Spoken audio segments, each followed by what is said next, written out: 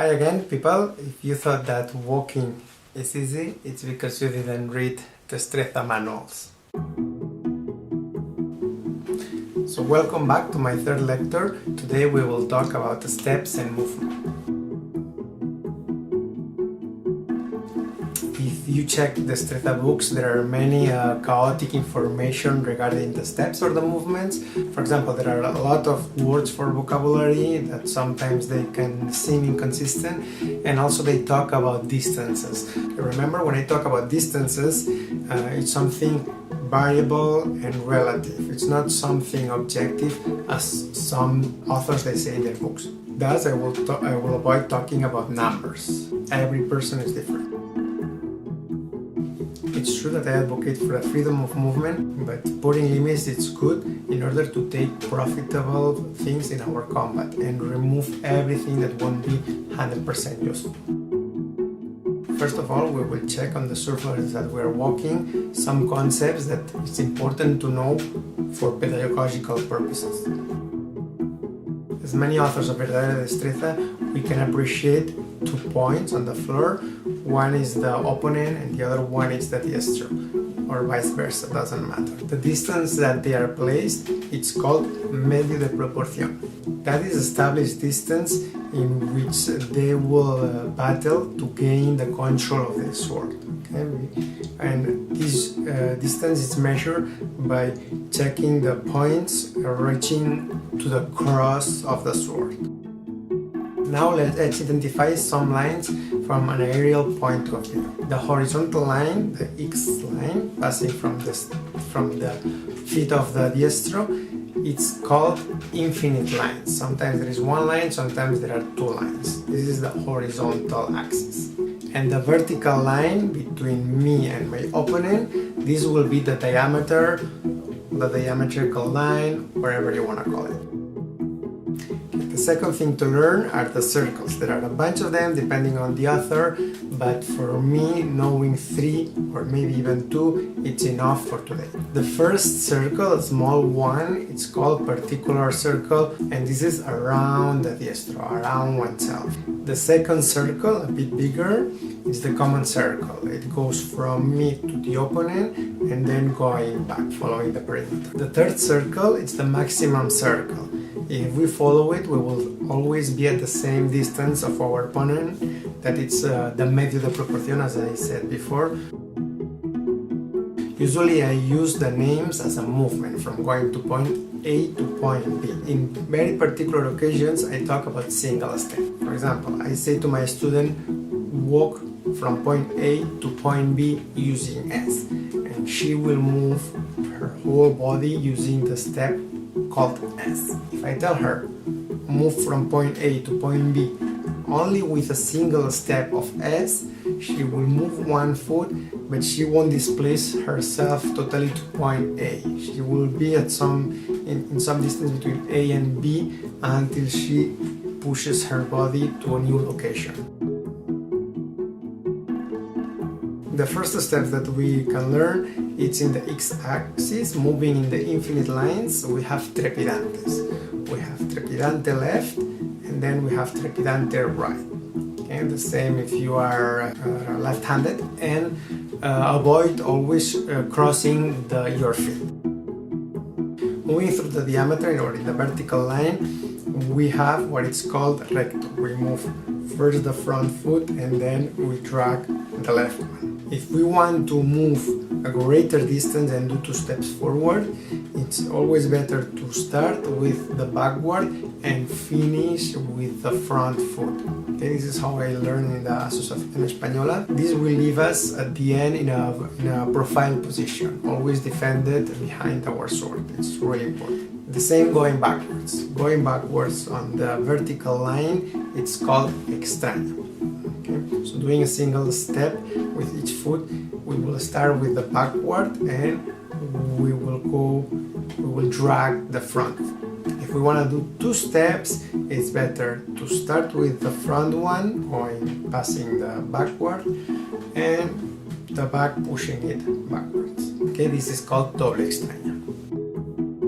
Moving diagonally towards the inside, remember the last lecture, we have the transversal left. Personally, it doesn't matter which foot starts first, it will depend on the occasion. And moving to the right side, or the external side, the only good way to do it is starting with the front foot. This is a bit funny. Moving backwards diagonally, the masters, they did a thing a lot, and they call the mixture of movements. For example, moving diagonally backwards to the left, we have mixture of trepidante and extraño to the left. Okay, remember that we are using the y-axis and the x-axis to move diagonally in the middle. And moving to the backwards to the right side, to the external side, we have mixture de trepidante y extraño to the right side. Again, in this moment, I wouldn't have a preference for starting one foot or the other, okay, depending on the occasion. The curvos, they look like trepidantes, but they are not trepidantes because they move specifically around the circles, specifically one of the 3 circles that I mentioned you before. Remember that when we're walking through the curvos, we change usually our decrease the profile that we show to our enemy, as I explained to you in a previous video. Sometimes you will be using a curvo from the common circle, or sometimes from the maximum circle. It can look very similar, but it can be the difference between life or death, and you should know which step you are doing. And if you can, try to trick your enemy, making think that maybe you're in the common circle, but actually you're in the maximum circle and she cannot reach to hit you. Okay. Another mixture step that I want to talk to you, it's when we are getting close to the enemy and when we want to do the disarm. There is a step called mixto de transversal y curvo. Okay, we will place the left foot in front, and the right one will do circle and place it behind. Okay, we will change the position of our feet. This allows us to put our left hand forward to take the weapon and put our right hand of our weapon backwards, so the enemy cannot take it. From the Italian tradition, there is a movement that I love, that it's called Jirata. I want to talk to you about the Jirata to the right side only. This one, it's moving the left foot from behind, okay, and place our body as much to the external side as we can. This happens, for example, when the enemy is pushing us with a thrust, we can get out of the line with this movement and find another focus.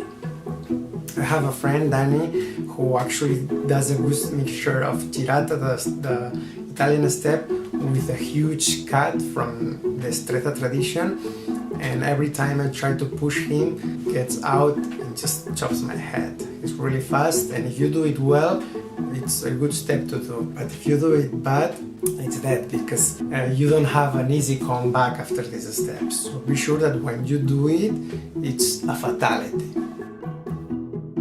When we move, always remember to have the front foot pointing at the opponent. The only exception will be when we are doing a very powerful movement from one side to the other and our enemy is not in front. In that movement, we will point wherever we are going. But if it's not a very powerful move, always try to point your enemy. That way, if we can find opportunity to just bend a bit the knee and gain distance and kill our enemy, it's a really good and advantageous way to do it. So another rule will be always having the foot of the weapon, the side of the weapon, always front. That way we are profiled, our sword is protecting our body. That's what we want to protect. As you saw before, the exception is when we are doing the disarm. Okay. Learn the steps and practice them many times. A nice practice to do it, it's hold common objects that you have at home that they can imitate the weight of a sword and walk with them, imagining an objective, pointing with the front foot to that objective and just dance around, because Destreza is a very beautiful dance. It's only practice will make you better walking. At first, my master Aleix, he used to tell me I walk like a duck. When I came to Canada after many years and I won a prize in a tournament of the most stylish, they told me I was walking like as if I was in a cloud floating. All these years that they passed since from a duck to a cloud, it's because I practice a lot. So keep doing the exercise, keep practicing, and you will get better. Thank you everyone for the love, appreciation, comments, and personal attacks. Next week we will talk about the movements of the sword, and I might introduce the cats. Okay? Thank you again. Stay safe and be kind.